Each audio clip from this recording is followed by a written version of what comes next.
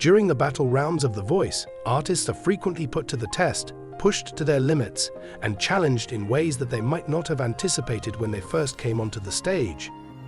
Not only are vocalists need to demonstrate their vocal abilities, but they must also demonstrate their capacity to interact with their other rivals at this period.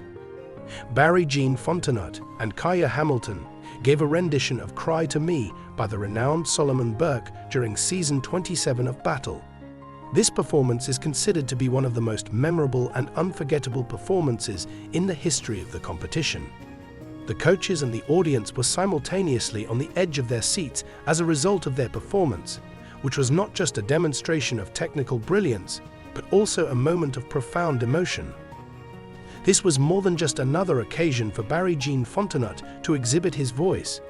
It was an opportunity for him to legitimize the decisions he had made throughout his life, particularly the choice to forego a career in law school and instead seek a career in music.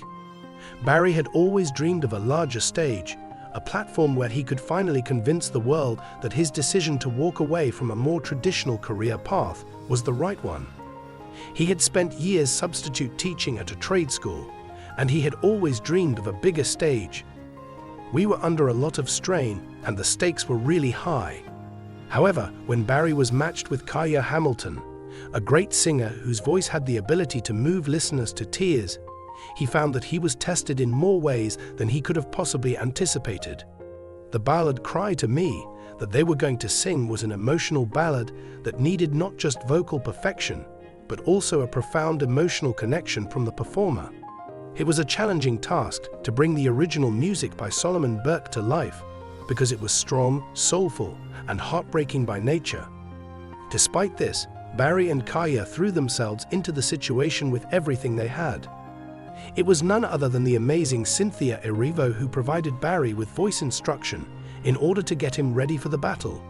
Erivo, who is renowned for her extraordinary voice and stage presence, sensed Barry's promise right away, but she also understood the technical hurdles that he was facing at the time. At the time, Barry was having trouble with his high notes, which is a challenge that many vocalists can relate to, particularly in a form of music that is as emotionally driven as soul music. The guidance that Erivo provided, on the other hand, was not only useful, but also encouraging. She suggested that Barry should transfer the sound to the front of his mouth and remain in his head voice rather than relying on falsetto.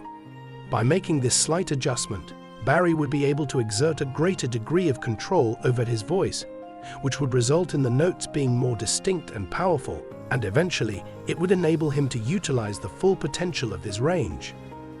During the time that Barry was working on his technical execution, Kaiya was creating her own unique force. Bringing the same level of emotion and sensitivity to Cry to Me was her voice, which had a depth that could transform any song into a story. It is impossible to deny the chemistry that existed between the two artists. At having Kaiya at his side, Barry, who had a propensity to question his own judgment, was able to find a secure environment in which he could let go and accept the music. They were able to discover their own emotional thread to tug on as the song progressed, which was a clear indication of the synergy that existed between them as they shared the stage. The audience was able to sense the raw passion that was flowing through each phrase of Cry to Me, since both Barry and Kaiya sang with such intensity from the very first notes of the song in which they were performing. The arrangement was straightforward, which afforded their vocals the opportunity to take the spotlight, and it was just in this context that Barry started to shine. His deep and rich voice pierced through the air with a startling warmth, particularly at the low notes. His voice was a pleasure to listen to. He was able to carry the passion of the song without losing clarity because of the coaching he had gotten from Cynthia Erivo, which paid off when he reached the higher portions. His head voice was smooth and controlled. His voice was nicely complemented by Kaiya's, which was a gentle yet forceful contrast that tempered Barry's soulful tone. Together, they worked together, each bringing their own unique feeling of vulnerability to the performance. This gave the impression that the performance was an intimate conversation between two individuals who had both experienced heartbreak and longing. It was a duet in the truest meaning of the word. Two voices joining together to tell a tale, and the result was a performance that was as emotionally raw as it was technically spectacular. When the performance came to a conclusion, it was obvious that the coaches were moved. John Legend, who is well known for his own deep voice, was quick to laud Barry's range, drawing attention to the fact that his voice had a significant presence. He complimented Barry, saying, "Barry, your range is truly remarkable. It was pretty impressive how you were able to hit those high notes with such power and depth." Adam Levine, who is known for being honest and forthright, was eager to appreciate Barry's obvious lickability from the beginning. While speaking to Barry, Levine remarked, "Barry, you exude this warmth about you, and there is a beautiful gift in your tone. As a result of the ease with which you carry yourself, your voice is really captivating." Adam, on the other hand, observed that Barry's performance was marked by a slight reluctance, a lack of self-assurance that had kept him from fully realizing the potential that he possessed. "I really want to unlock you," Levine remarked, highlighting the significance of Barry having faith in himself. "I really want to unlock." In a statement that echoed this notion, Kelsey Ballerini told Barry, "Your soul comes through when you sing, but you have to buy into it. You must have confidence." In spite of the acclaim they received, the coaches were finally forced to make a difficult choice. Both of the singers had been receiving guidance from Michael Bublé, who ultimately decided that Kaiya Hamilton was the winner of the battle. After Barry had finished his performance on The Voice, it appeared as though his adventure on the show was coming to an end.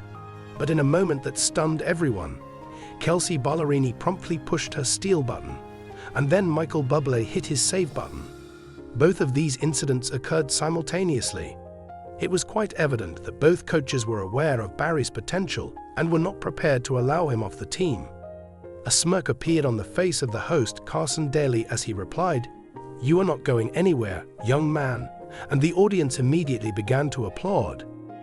The presentation that Kelsey gave to Barry was sincere and intimate. "He has simply released you, like, duh.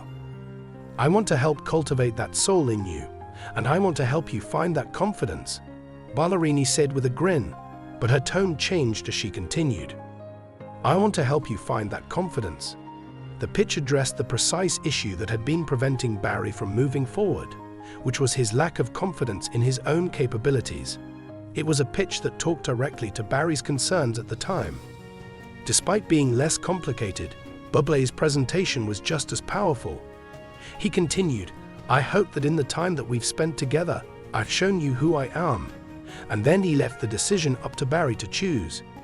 Given their connection throughout the rehearsals and the direction that Bublé had previously provided, Barry made the decision to remain with Bublé, which was a decision that, given the circumstances, made perfect sense.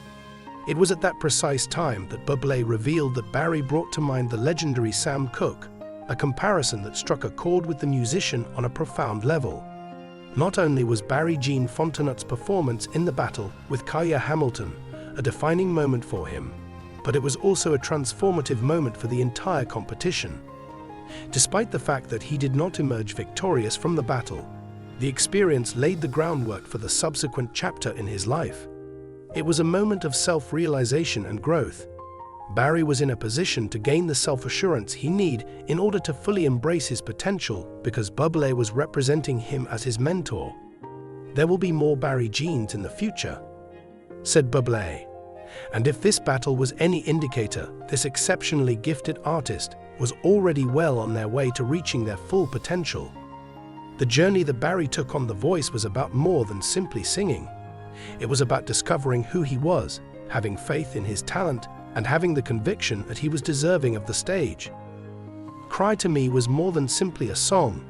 It was a metaphor for the emotional journey that he was about to embark on. This was a journey that would eventually take him to more self-assurance, growth, and ultimately success.